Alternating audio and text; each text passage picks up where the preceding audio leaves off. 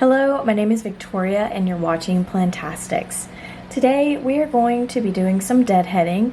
I've got this violet that I'm going to start with first. And there's some other things that you're going to need.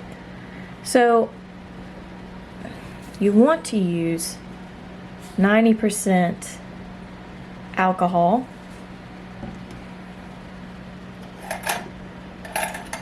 And then you're going to use some shears. These are really small, and then you can also just use your fingers, and I'm going to show you how I do that. So this right here connects at the base, so I can just press down and you can hear the snap.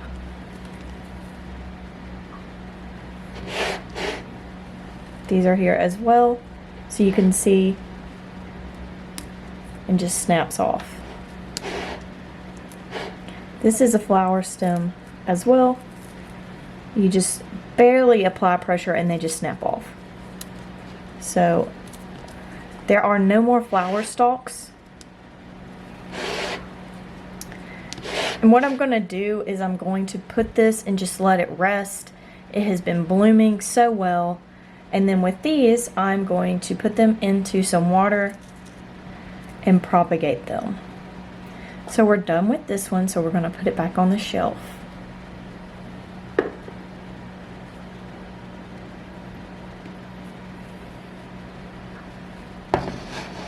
This is a very large plant. It is a standard just like the one before, but it is in a further stage of blooming. Well, it's in the medium stage. So there's like just blooming, there's this, and then there is late blooming, which is what this plant had that we just removed all the flowers from. So the importance of here is I'm not going to be removing entire stalks. What I'm going to be doing is I'm going to be removing spent flowers. So I'm just going to dip these in here, and I don't even let that dry. Put this out of the way. So I'm just going to turn this. Here is a very spent flower. See how it's turning? It looks wilted. There's a lot of energy going to these blooms, and when they're like this, they're not beautiful anymore. They've lost their charm. You know, you remove them. So the plant can send the energy to the newer blooms, because if it continues sending energy here, what will happen is it will develop seeds, and that may be what you want, but I don't want that right now. Here is some more. So I'm just going to be looking for places where the flowers look wilted. Here's one. Sometimes when they're very close together, they'll wilt more quickly. And I think that may be a lack of airflow. So you can see that this one is just not. So this is a really nice healthy one. I'm not going to remove this. Here's one that's borderline. And I cut here. You can see this. Oh, you couldn't, but you can see the stem here. That's where I'm cutting, because there's going to be another flower that comes out.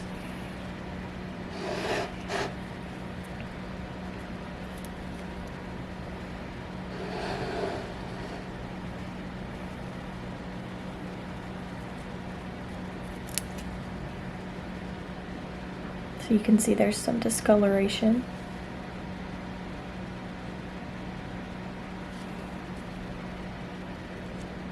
And then if you're going on a trip or something, you can just cut off all the open blooms.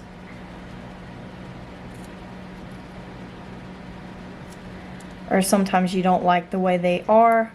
Maybe there's a ton of them and they can't open all the way because they're so crowded, like in here is really crowded looking. And you can cut those out so you can see them and they have a chance to open all the way. But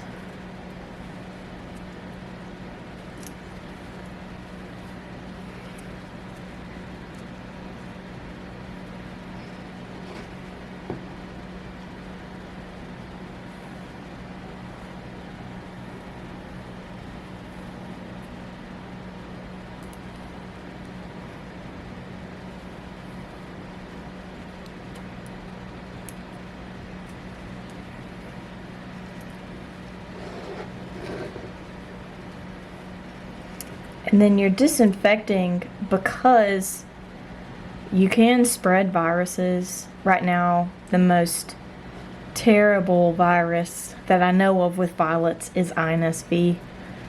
So you prevent the potential, which there are some studies that are basically showing that it's, well, right now they have a study showing that thrips are spreading it and not tools.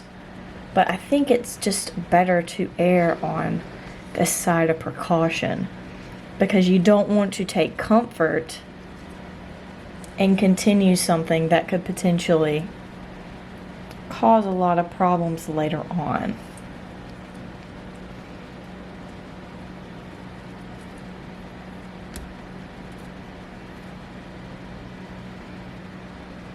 So we're pretty much done with this one. And then if you have any blooms that just look weird, you can get those as well. This one looks weird. Wait, if you look at the edges, it's spent. So this one is very beautiful, and one of the secrets to keeping them in bloom is to keep them at their most beautiful. As soon as they begin to fade, you're going to remove them so that the plant has the ability to send energy to the newer blooms. Because if you look, there are quite a few blooms that aren't there yet. And then this one's like pretty much spent. This one's going to be a little bit different to remove.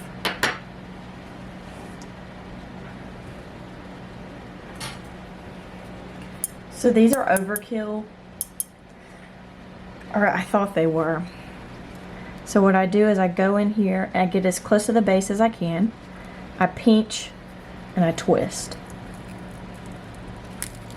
till it snaps off. And that's all that you do.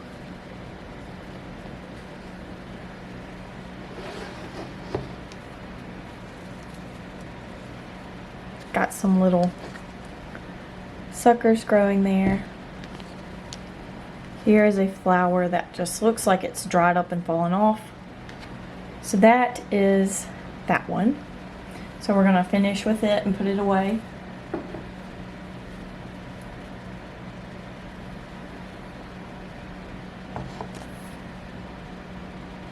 Going to clean my tools briefly.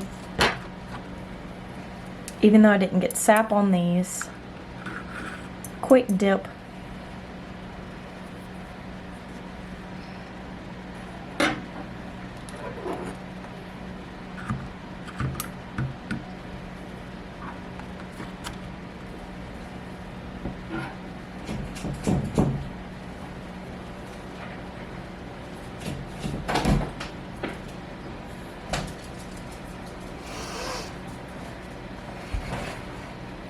Okay, so we have another violet here.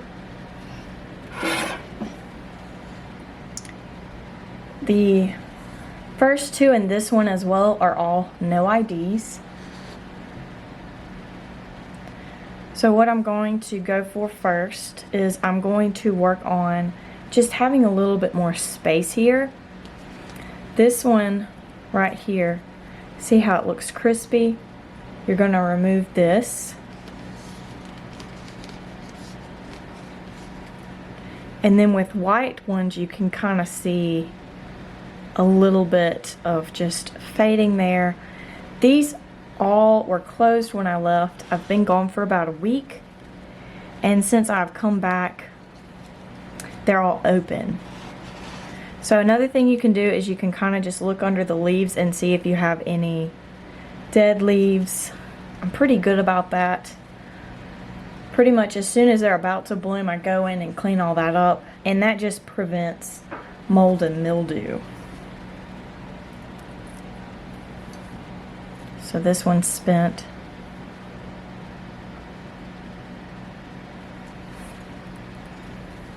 This one's really spent. So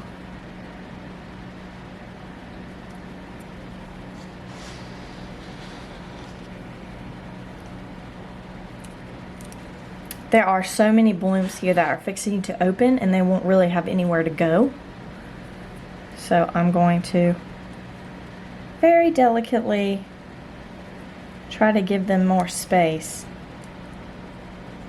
Having a hard time finding where this one came from. This one just had a little bit of bruising there. It could have honestly stayed there.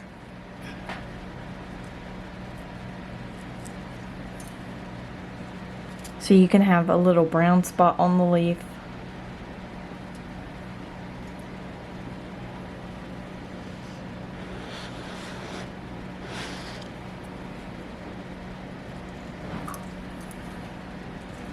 What you're going to see are these right here mostly. It just depends. The purple flowers, they turn a darker color, and then the white ones, they turn brown. But you just kind of learn which ones need to be taken off, because they will contrast.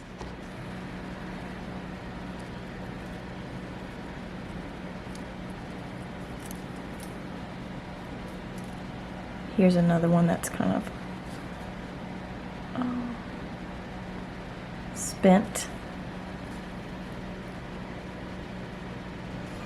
I'm just going to open this up a little bit.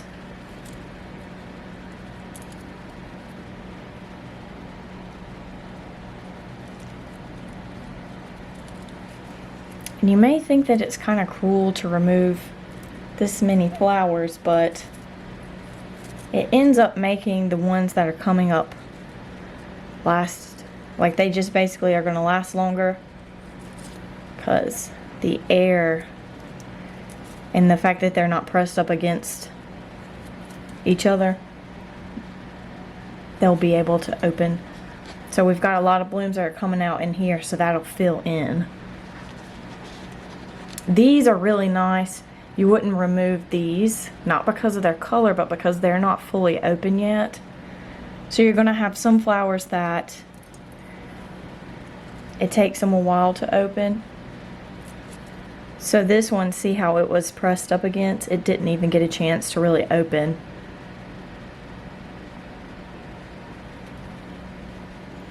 So now everybody's got more room.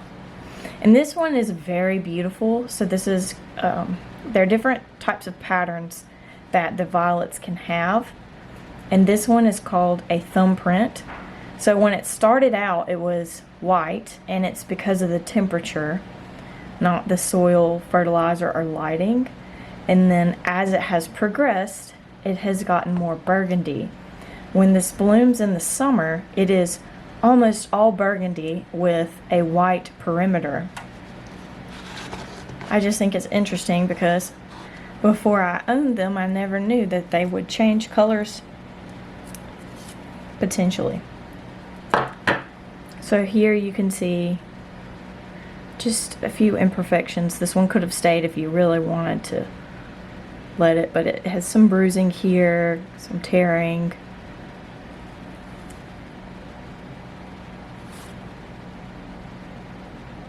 It's a very pretty flower. So when you're doing this, you have so many little flowers.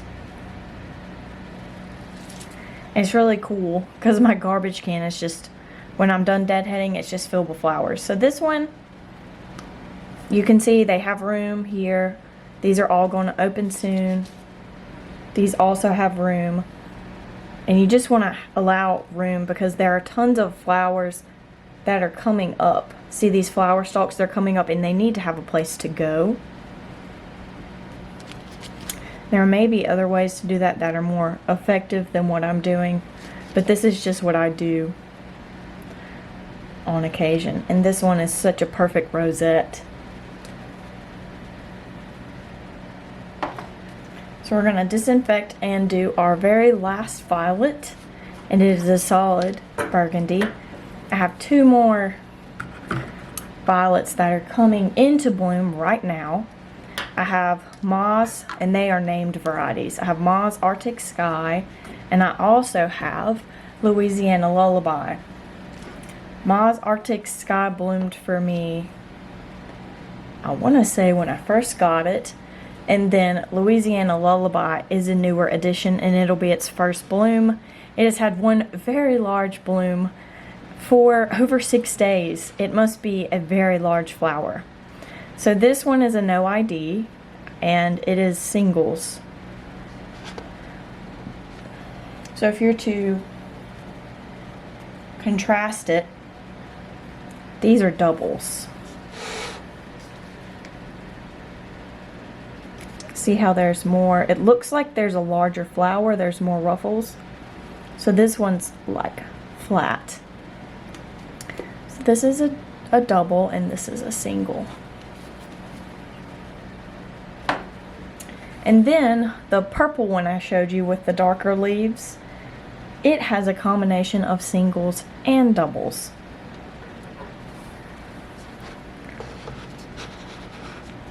These just opened, so there's not going to be a lot of opportunity for deadheading.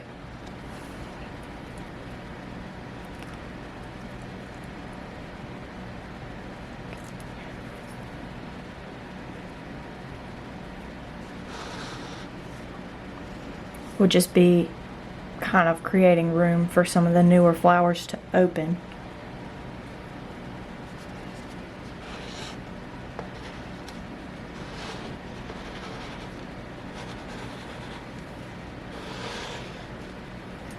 Like this one, there's nothing wrong with it.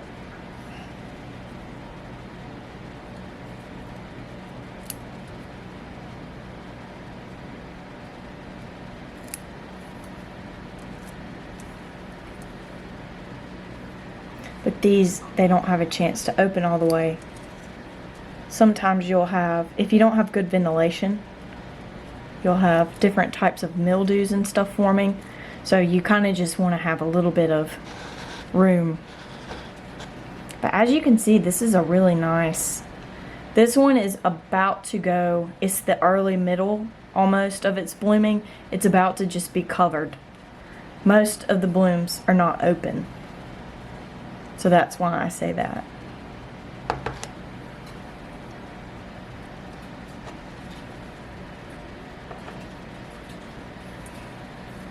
So now I have all of these really pretty blooms.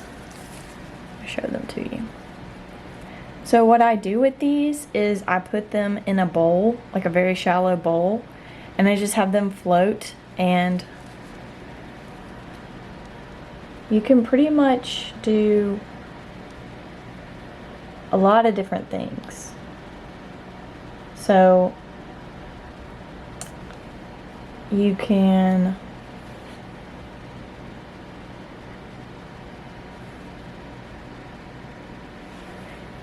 set these and have little tea lights or whatever, because you could still enjoy these even after you've removed them. Look how perfect this one is. It's just so perfect. These are really nice too.